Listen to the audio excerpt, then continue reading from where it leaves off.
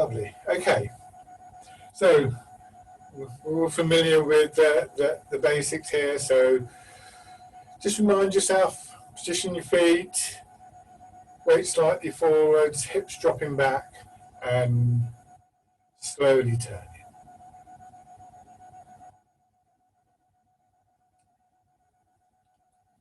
Think of, particularly this opening exercise, you can do it at any point and with any aspect of Tai Chi, but one of the things about this exercise and starting the routine is that it becomes a kind of reference point for you. So in the same way that if you kind of arrived somewhere that you're familiar with, but you're in a different part of it, you'd look around and say, oh yeah, there's the hill, or there's that building, or whatever. You can kind of get a sense of where you are. And in particular, with what we're doing, not just where you are, but the sense of being here, being a sense of arriving. And that just takes a few moments. It's not something I would want to put a time limit on.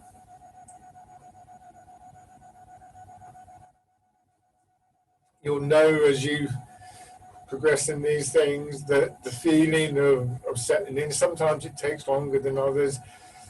Sometimes it seems like an almost impossible task, but it's always worth persevering with these things. Sometimes when I'm practicing, it feels like nothing is going right. I can't get that right. I stumble in the middle of movements and lose the focus of my attention and so on and so forth. And particularly there's a lot going on for you at the moment. But often those times when I finish are the ones where I feel most of the benefit of it, because even though at the time it didn't feel like it was going particularly well, the effect of trying is in a way the thing that we want to be able to reconstruct for ourselves. So in a way we want to look for, I suppose you could call them greater challenges. Some that might involve different movements, more difficult movements, more complex movements. Others would be more like just going more deeply into the movement, studying them more, focusing more closely, noticing more and more subtle details. So it isn't necessarily a case of learning more movements, as learning about the movements that you're already familiar with. Both are important elements of what we do, I think. So here, for instance, this very simple movement, and some of you would have heard me say before, I once, with one of my main teachers, when I went to what was effectively a kind of teacher's day. Not even teacher training, but people who are already established teachers. There were about 8 of us there, so we're all quite experienced. And we started off, it's a lovely place we were in, down in the Thames Valley, and it was a lovely day, and trees all around, and birds, and so on and so forth. And we were standing in a circle doing this. And Karel, my teacher, he was just watching us, didn't say very much. And then he finally said, after about 20 minutes, he said, okay, let's have a good look at this exercise. And we spent the rest of the morning on it, more or less. Then same thing happened about a couple of months later. We were back in the same place, same group of people. And this time he only waited about 10 minutes. But he just turned around and said, have a look around, he said, and see who you think is doing it right.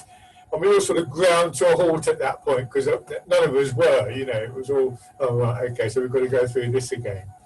So that, you can do a variety of movements, which is what I tend to do in these classes, but you could just spend an entire session like this on one exercise, or maybe a couple of exercises.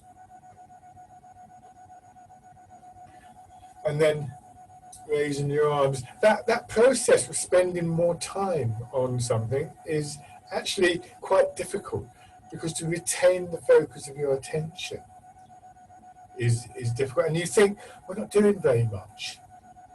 But on another occasion with the same teacher, a form that lasts about half an hour, we spent 3/4 of the day on about the first 3 or 4 minutes of the form. And in the end, even his wife was saying to him, look, can't we do more? And he was saying, no, we haven't finished with this yet. And people go, oh, blimey, what about the other 20 minutes of the form? And finally, at the end of the day, we actually did the whole form, and it was fantastic. Just the effort that we made in that, in all that time, it impacted on everything that we did. And just drop your hands down.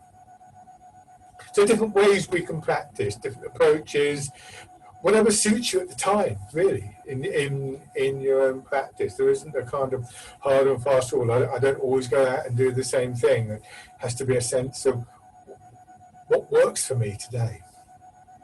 So just rolling your weight forwards and backwards, swaying in the river, hands out to your sides. Feeling your weight move from heel to ball of the foot. Feeling what's happening in your calves and your shins, your knees. And up in through your thighs into your hips and pelvis. And that sort of awareness leads you in. You get to your hips and then you notice, say, the small of your back. And so your awareness gradually spreads out through the whole of your body. Ribs,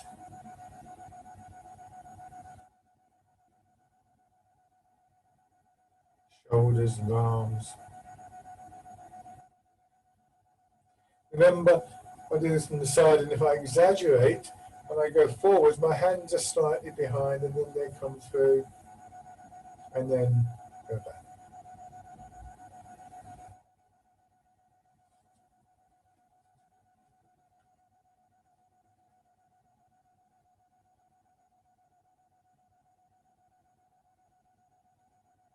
Look what's happening here, down the middle of your ribs, the sternum, the breastbone. And I've described it before as being like the hinge on a folding door.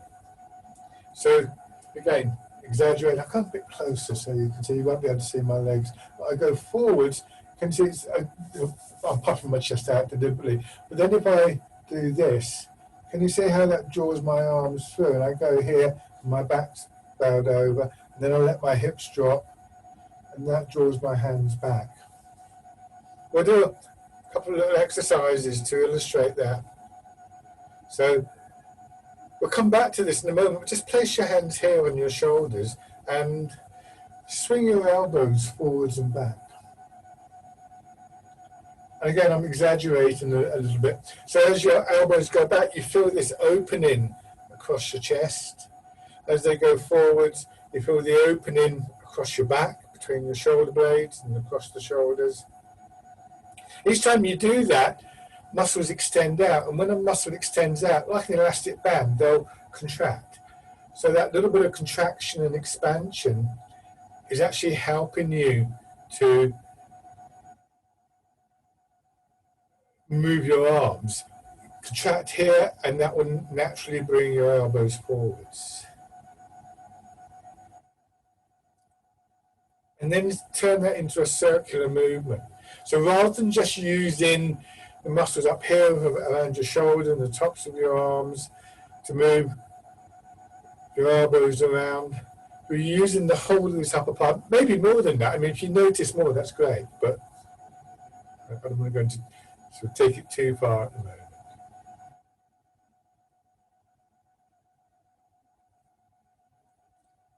Which makes it a nice, smooth, free movement in the shoulders, and then moving forwards. So if you're stiff in your shoulders, you can get them moving by focusing your attention not on the shoulder, but on your ribs, your chest, your back, upper back.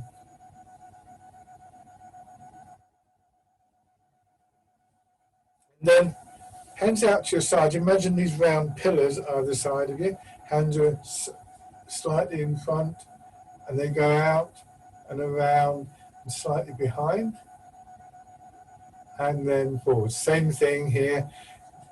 And that rotation in your shoulder joint once again becomes very smooth.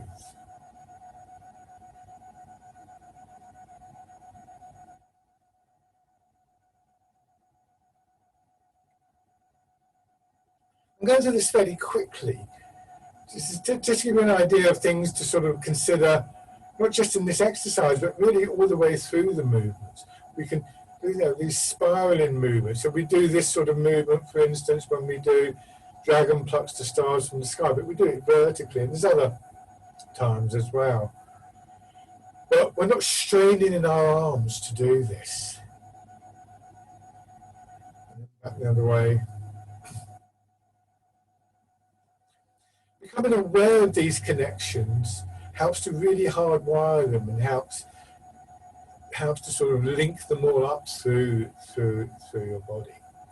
So now, go back to swaying in the river. But a slight variation from here, you go forwards and you bring your arms around there and back. So we've got that same rotation here. Before we were doing it with palms forwards. But this gives you a little bit more movement to focus on in this area, top part of the chest, and behind in the top part of the back.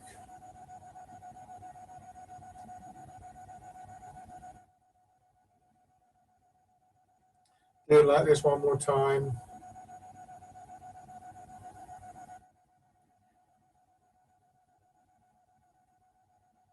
And then a little bit more subtle, but the same idea.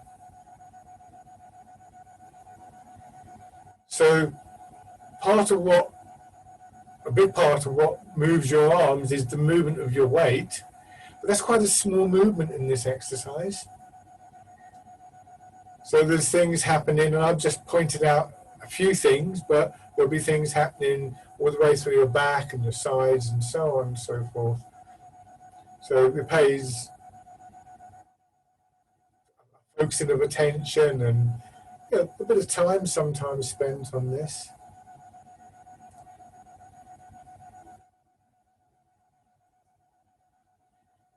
For the moment, just concentrate on the upper part of your back, unless something else really makes itself felt. And then going into the rooting down, sinking down, and pushing up.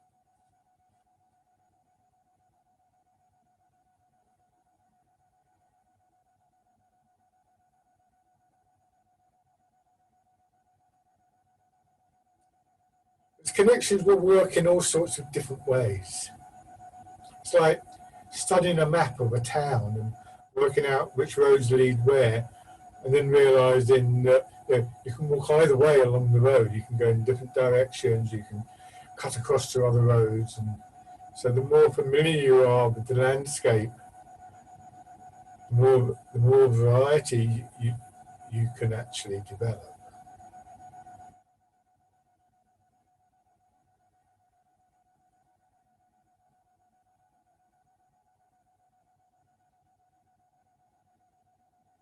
I'm talking about awareness. I'm not talking about making your chest or your shoulder blade or anything do something, but just recognizing what is naturally happening. You don't need to tell your body how to move. You might need to stop it from moving incorrectly. But you don't need to tell it how to move correctly because we've grown up with that. It's developed to allow us to do that. What we need to do is just to lose those old habits. Change into the wild goose.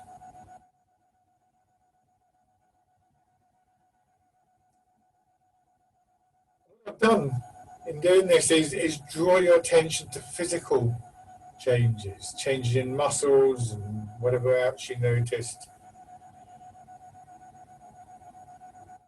But that would take you closer to a sense of awareness of the patterns of movement, of energy through your body. And that is as much a part of what we're doing as the physical side of it. These three elements of body, mind, and energy, body, mind, and movement, if you prefer, overlapping and blending.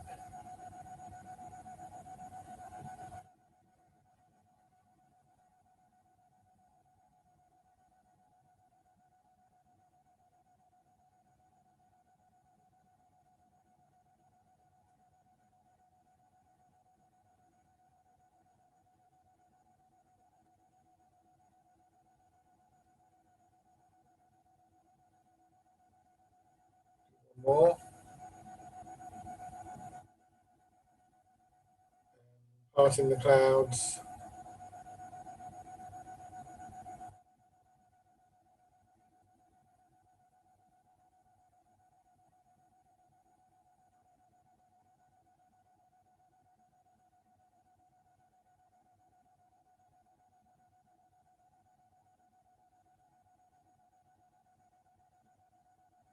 So you'll notice as you do this that there are points where your hands turn. I'm not going to tell you where because it might be slightly different for you. But that's that same rotation that I drew your attention to earlier.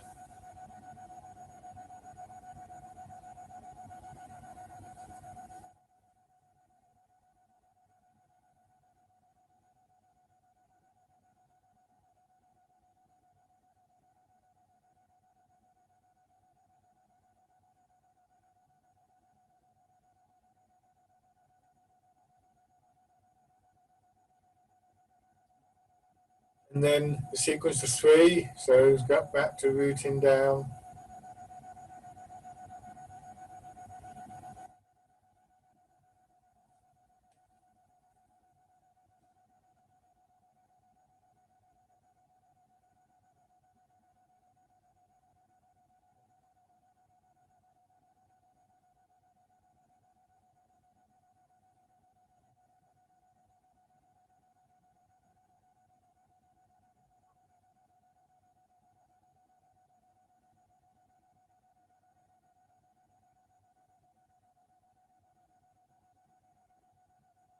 Now, wild goose.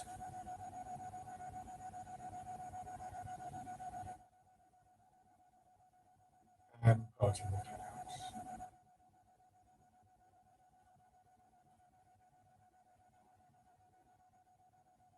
So when we do this as a three-part sequence, the expansion here is primarily, I think, in belly, lower back, so this area referred to as the lower dantian. At the start of the wild goose, that's where we feel it again, but then put it more across this middle part of the torso, the solar plexus, the lower part of the chest, and then a little bit higher up again, shoulders, neck and head, and the arms themselves, of course. And those parts of the body roughly correspond to three areas referred to as the three dantians, lower, middle and upper. And what we're looking to do with this exercise is sometimes referred to, it's based on an exercise called balancing the three dantians. It's to get this sense of a connection to them, a harmonization between them. And this is something that is used in what we refer to as the sort of Taoist alchemical things in terms of evolving the energies within the body. I'll come back to that in a moment, but at the moment just to get that sense of awareness that comes with the movement.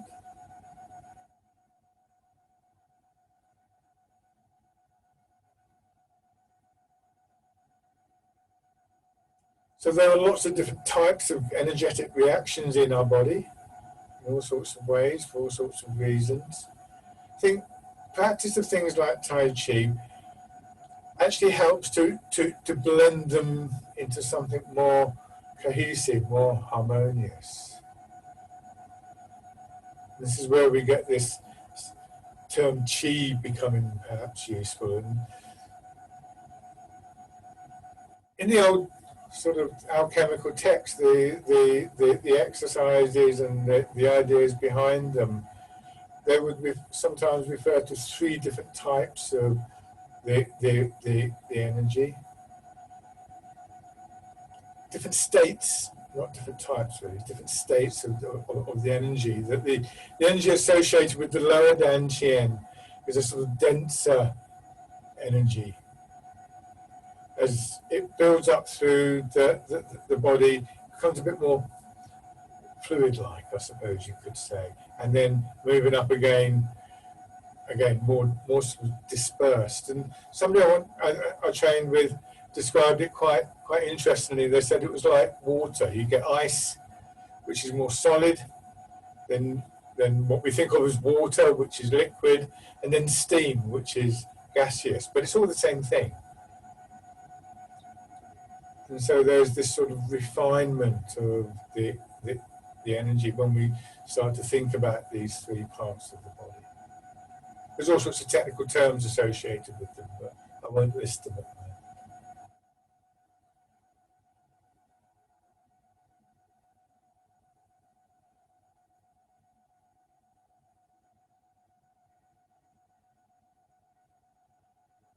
One more round.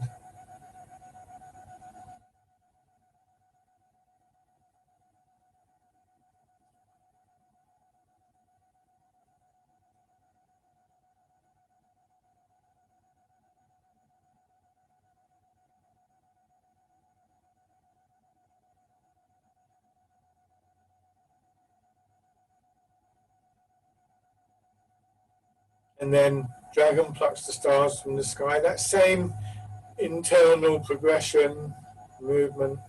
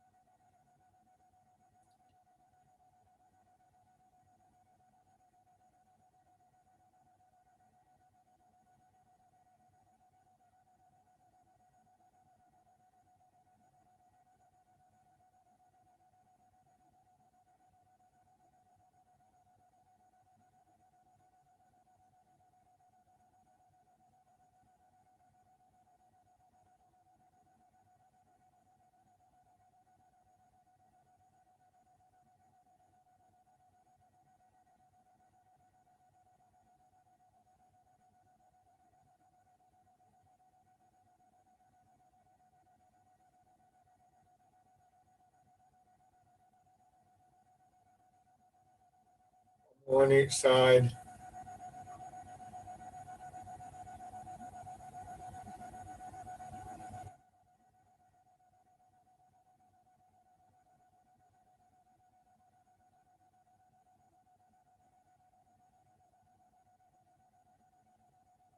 And then hands to your sides, pushing in four directions.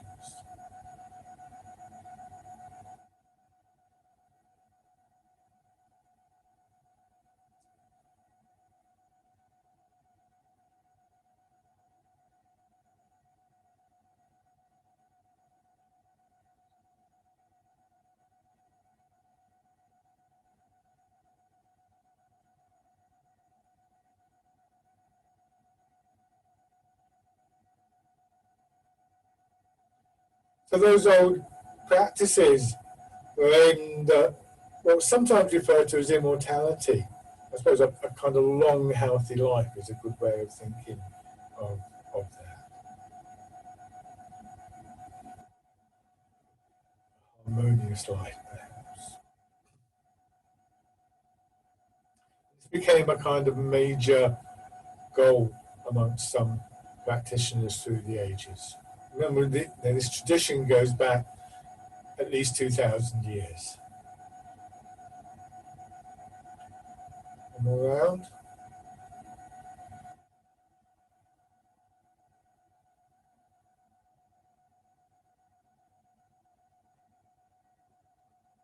Used in all sorts of contexts of health and well-being, religious practices, martial arts.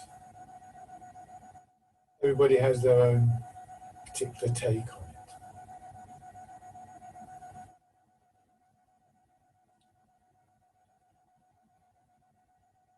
and then changing, circling palms.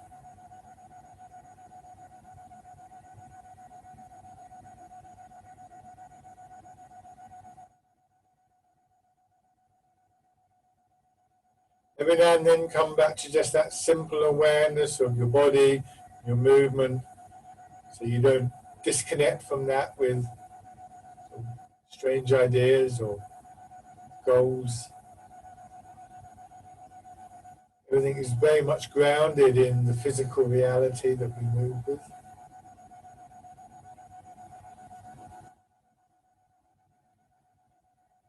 And then turn if it's comfortable.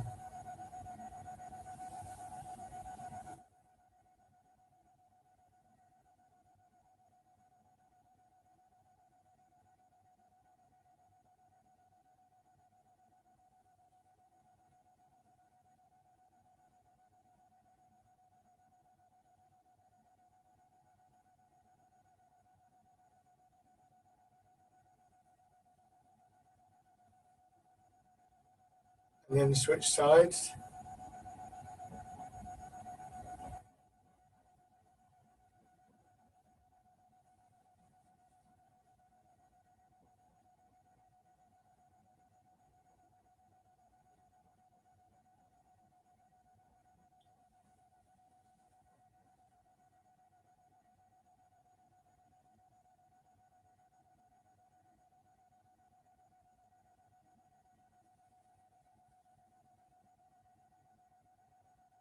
And then add in the turn.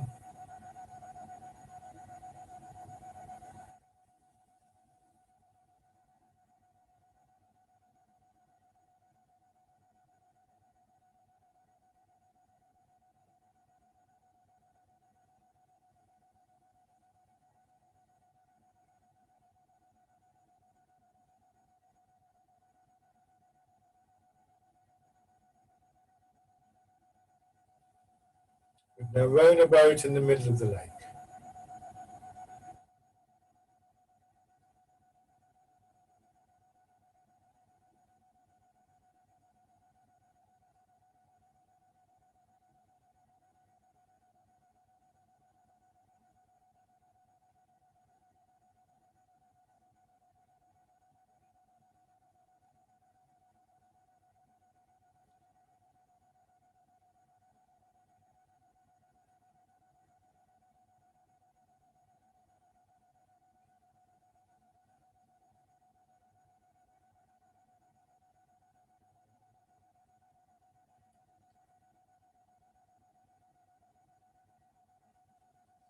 One more time.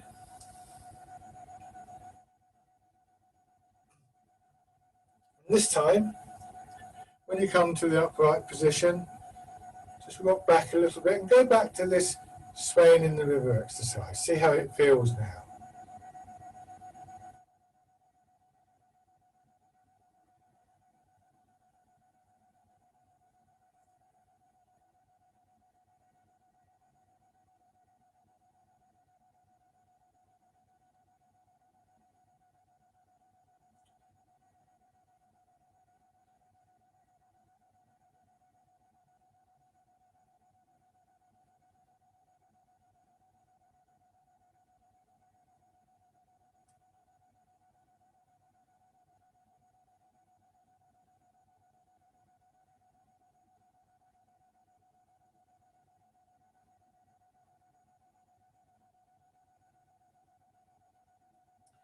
And then just come to rest.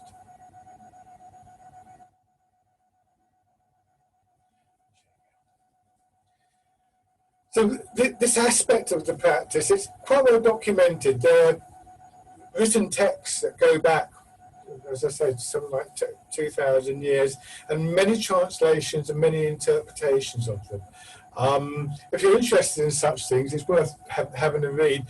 Read more than one, because everybody's got their own ideas, and sometimes the translations are good and sometimes they're not, and just all sorts of things.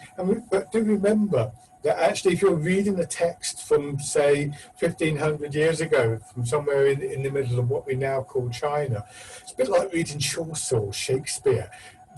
things change, so we shouldn't take them too literally. There was one text, I think it's about 200 to 300 years old, where they went through a lot of other texts, basically not decrying them, but pointing out to people that actually they were using a lot of symbolic language. So, for instance, one image was that to do with a rabbit in the moon, and the guy who wrote the particular text I'm talking about, who commentated on that, did actually say at one point, that doesn't mean there's a rabbit in the moon. It's a symbol. It means this, and they're trying to draw your attention to this. So don't confuse the symbol or the name or even the idea with the actual reality. They're there to help you into your practice, not to be taken literally. Probably the most ridiculous thing I heard was that in this quest for immortality, one text referred to the transformation of the energy as being, drew a parallel between lead and mercury, transforming lead into mercury. This led to a practice of eating mercury to live longer, which didn't work unsurprisingly. So don't take these things literally. Think about the symbolism of it. Read other interpretations of it if you're interested in that aspect of it. So why I haven't tried to give you too many kind of names or anything like that. I think this image of ice to water to steam is a useful one. Doesn't apply across the board, but it's an interesting and a very simple one to work with.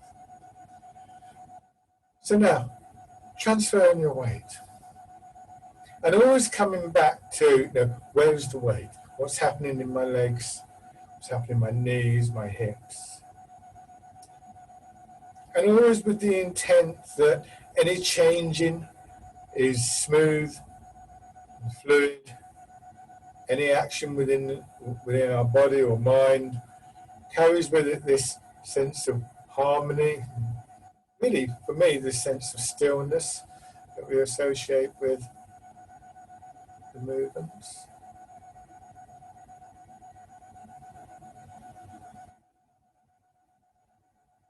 Your legs filling and emptying. Notice if you're resisting that, maybe if you've got a sore knee, for instance, a bit of arthritis in the knee or a hip, there'll be a little kind of, not sure about this.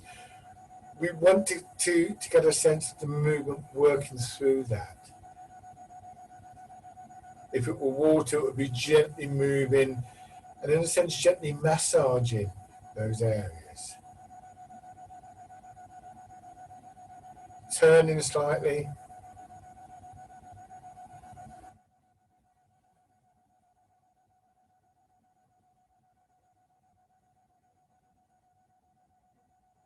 And then, if it's comfortable for you, letting your heel come up. Think about that line down through your body.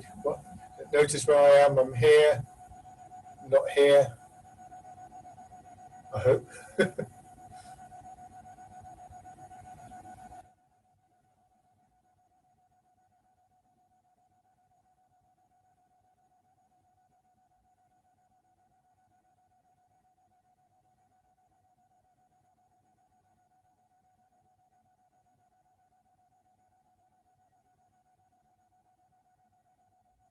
Just come back to the middle and hold your hands here. Push one hand up to shoulder height, directly in front of the shoulder. Turn the hand over, drop down, and as it drops down, the other hand goes up, and the arms rotate together. And again, that rotation is using areas, the chest and upper back. And we also have that rising and falling movement within, particularly to the sides of the body, so a little bit like dragon plucks the stars from the sky. And then go back to this movement as well, and we have the movement hitting the ball in front of the shoulder.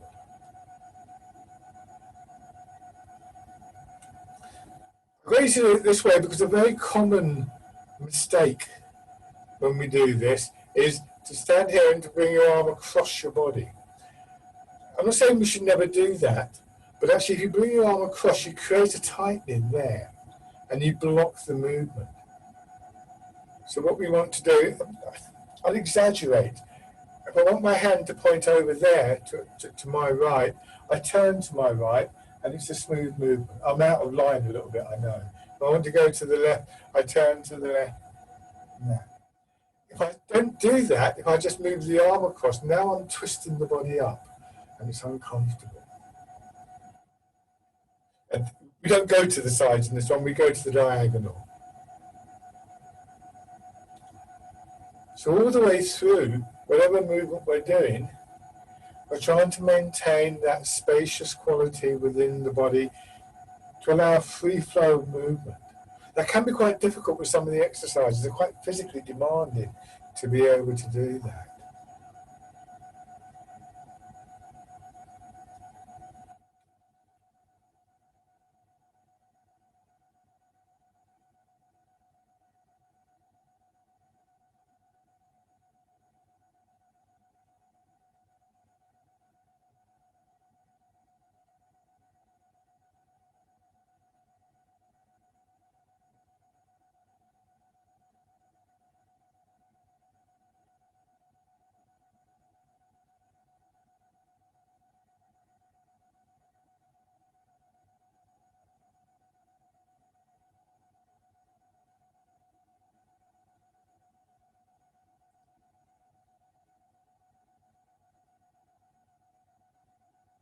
So the mechanics of the movement remain important, in fact grow in importance the more we want to focus on that thing about the energy, the movement.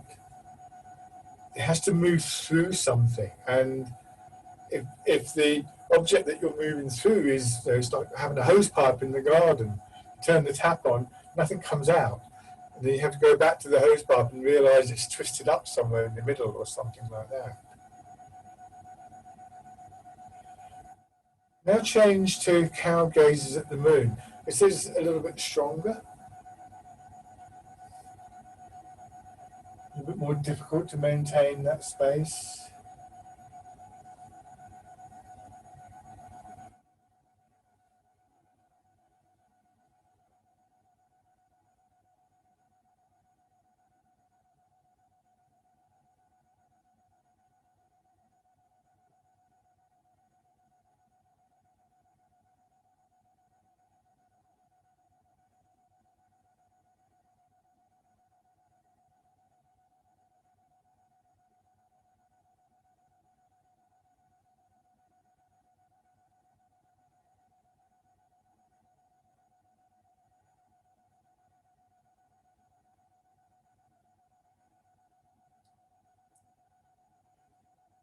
One more time. Straighten your feet up a little bit and circling the ball. So as we do this,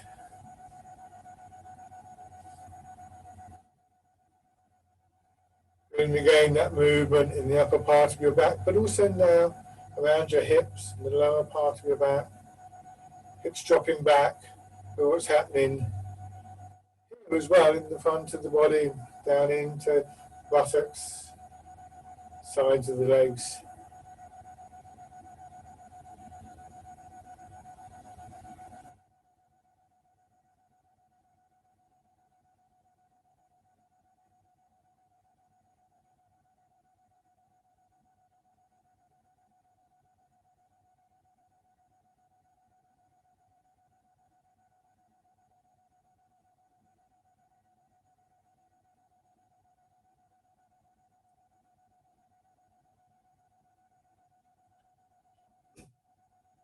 And then go back the other way. Remember, you're still in this basic stance, not like this. See, throws everything out and come back to this straight on the back.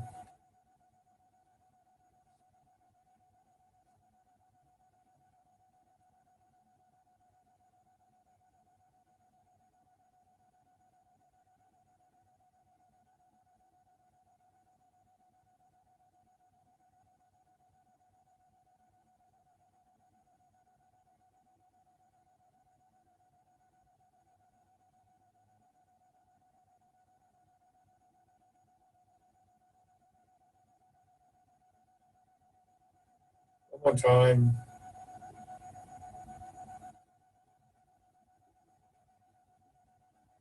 And then your hands drop down by your sides, swinging around again. Try not to move the weight like this.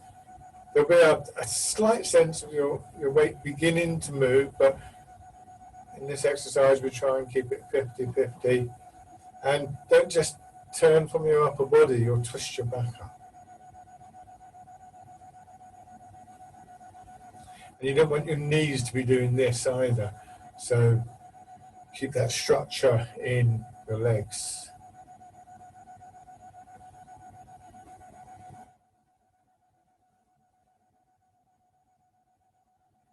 Just slowly talk.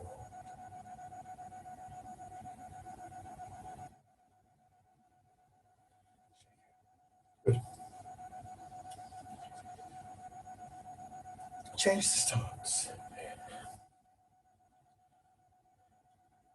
Transferring your weight. The transfer of your weight is very important to think about how we do this. Because if we get it wrong, then it will throw everything out of line. And this is a particular problem for those people interested in the Tai Chi forms. It's very, very easy to go out of line. And once you've done that, it's a bit like, I sometimes think it's a bit like driving on a motorway. It can get very confusing, and particularly in the sort of the big junctions that you get these days. And if you happen to get it wrong, you could find yourself heading in completely the wrong direction. There's not a lot you can do about it, because you're on a motorway, you can't just stop and turn around. So you have to wait till the next junction, as it were. So those of you who do the Tai Chi forms are interested in that. We've got a great deal of emphasis on doing these things correctly. I don't, for instance, want to do this. I don't want my shoulder. I want to go forwards. It's not that I'm not doing anything in the upper part of the body. There are things happening there, but I don't want to lose that sense of attention of what's going on in my feet.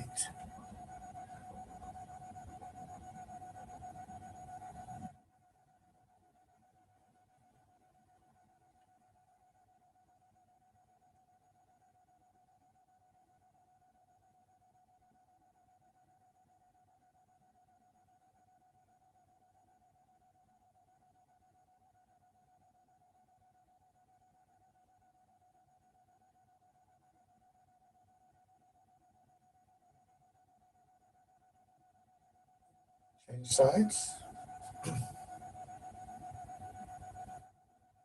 So ideally, what we would do is we would learn to do this before we did anything else. And the stories associated, the myths, if you like, associated with these arts really reinforce that in lots of ways. That we do one apparently meaningless exercise for years or whatever, then suddenly it all makes sense.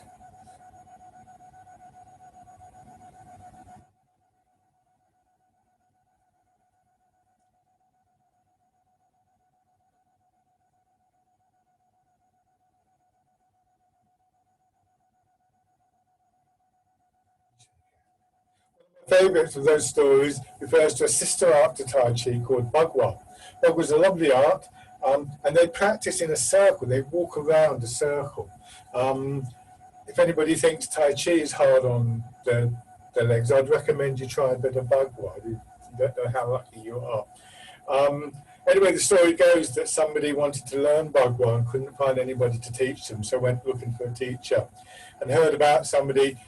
Inevitably, they were living in a hut on the side of a mountain, and inevitably they were male. And they walked up the mountain and went up to the guy and said, "Can you teach me Bagua?" And the guy said, "No, nobody's got the patience to learn properly. I don't teach anymore." The guy kept hassling him, and in the end, the teacher looked at him and said, "Okay, you see that tree over there?" He said, "Yeah." He said, "Go over to that tree and walk around the tree." So the guy went up, started walking around the tree, and he walked around the tree, and he walked around the tree, and eventually he just eroded a path to a ditch around the tree, and it got up to his hips, and it got up to his chest, and it got up to his shoulders.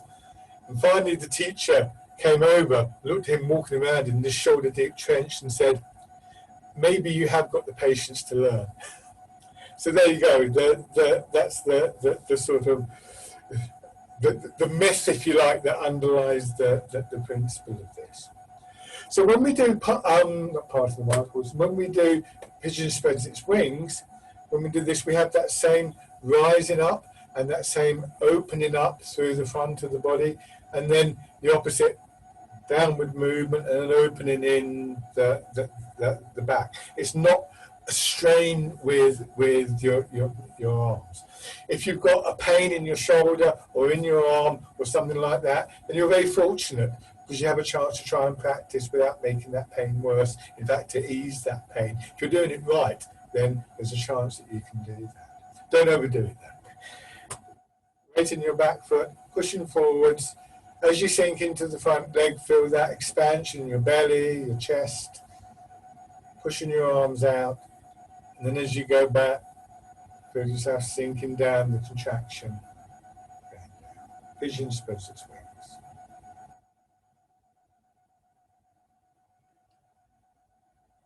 So you might, for instance, want to bring your breathing into the movement, because with that expansion in the front, the in-breath can come more freely in some cases.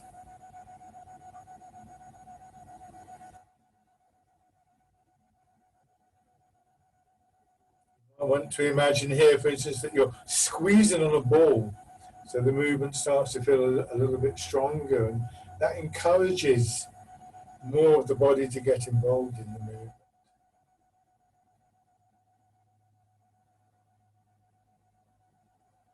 Going forwards, you can imagine your arms are inside the ball and you're trying to stretch it out, push it out.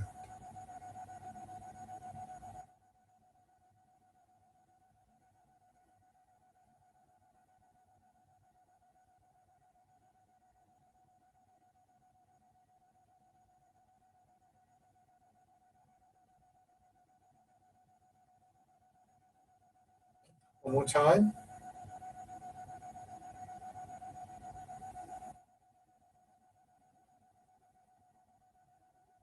And then change over. So I do the same movement on the other side. It may feel different from one side to another.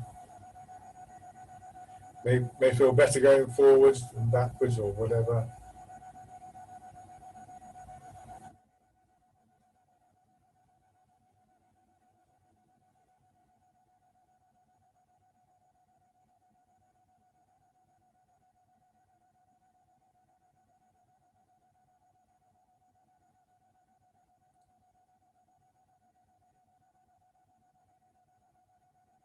One more time.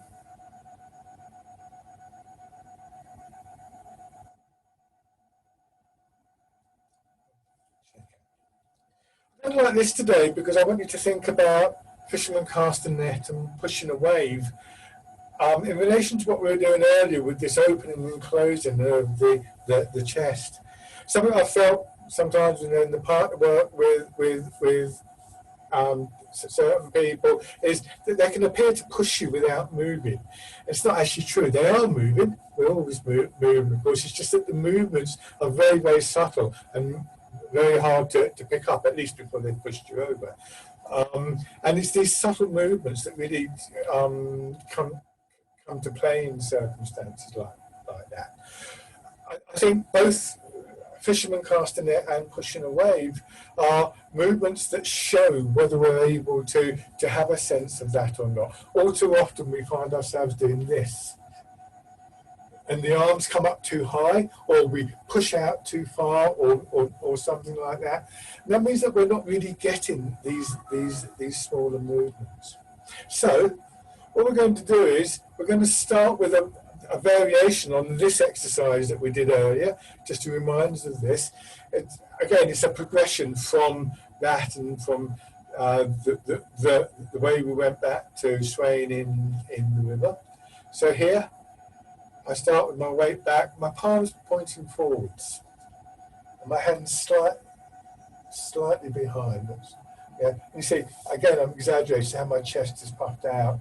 Then I go forwards, and obviously my weight is moving my arm, but also there's this folding in of the chest. Again, this is very exaggerated. I shouldn't be bending over like this. And then I go back, and it's like this. We're going to do that for a few rounds, and then we'll just move into fisherman cast the net. And then from fisherman cast the net, we'll bring in, again, I'm exaggerating, see how my elbows are going out, that again opens the chest. So the push forwards is partly, well, a lot of it is the weight moving, but also this squeezing in. Remember I said as though you've got a ball that you're squeezing out, the elbows moving towards each other. So start with this variant here, sink your weight back, palms forwards. Imagine the pillars either side of you. They'll move with you as you go forwards to here. And the idea of doing this is to, once again, make you realize the different movements that are connecting up through the body. They're not separate. The movement of the weight leads to the rotation in your arms. Just remain aware of the connections.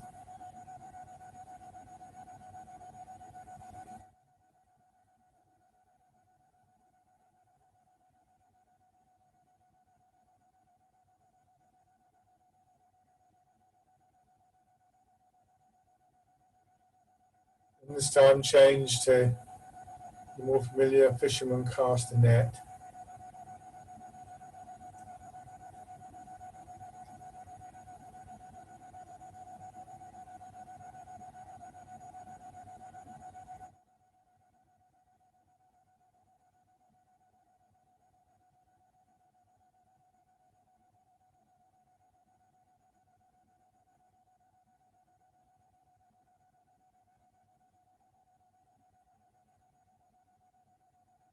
And then slightly stronger feeling, pushing a wave or pushing a boat.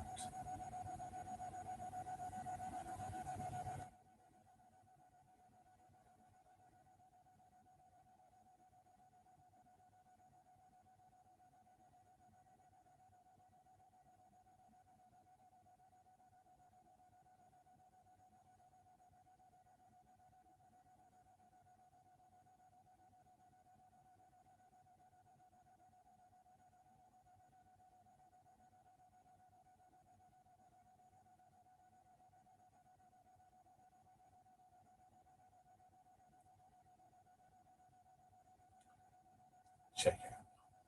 Then on the other side. So the arms circling. So I've combined sort of different exercises to make this one. I haven't got a name for it yet, so I'll try and come up with a name, but I could claim it was a 2,000-year-old exercise, but I'm afraid it probably isn't true. I've probably seen it somewhere and forgotten, but if that's the case, then I apologise to whoever originally taught me the exercise.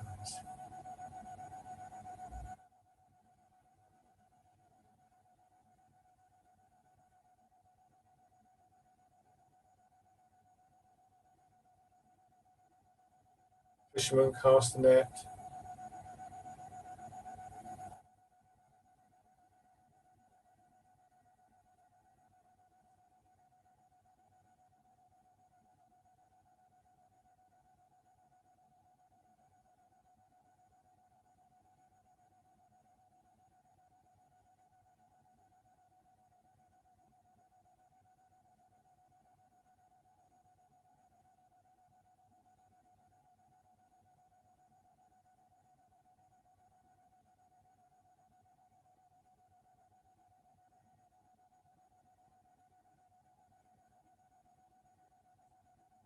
And pushing away.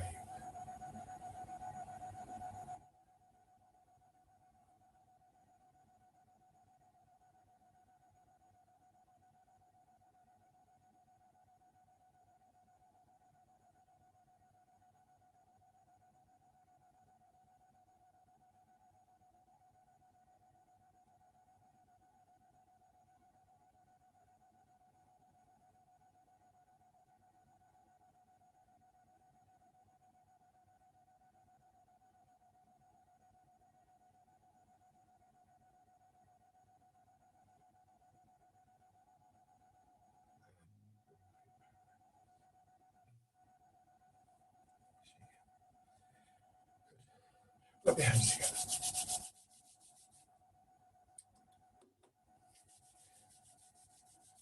And then tapping over your face.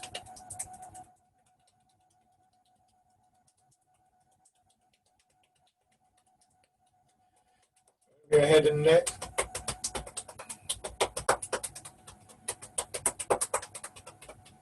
Down to one shoulder and your arm.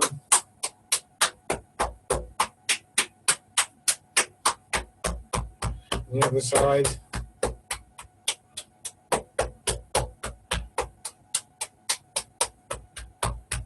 And your back.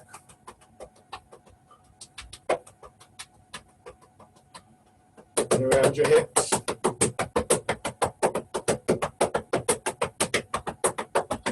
your legs.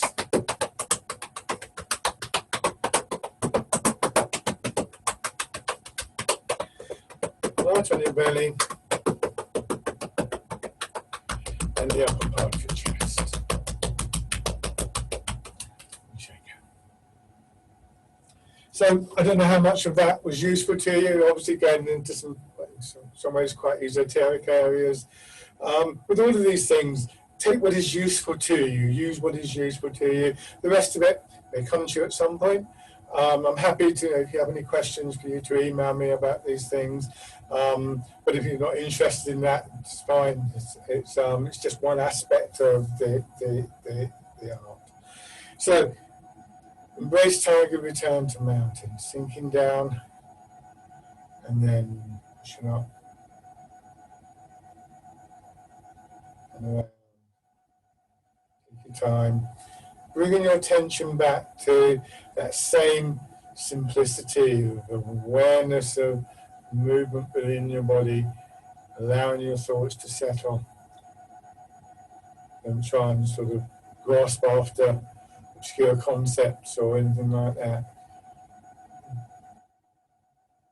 Coming back to this really very profound sense of stillness and quietness.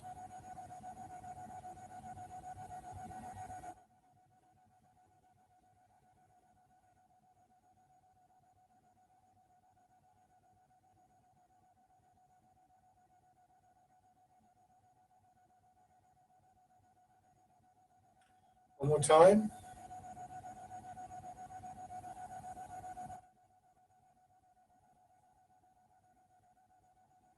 And rest.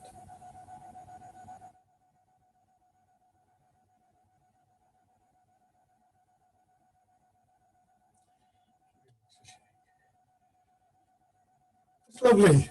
Thank you very much, anybody. Does anybody have any questions at this point? Or, as I say, you can always feel free to email me if you do suddenly think, what was he on about there? I'll do my best to explain it now. Lovely. Okay, thank you.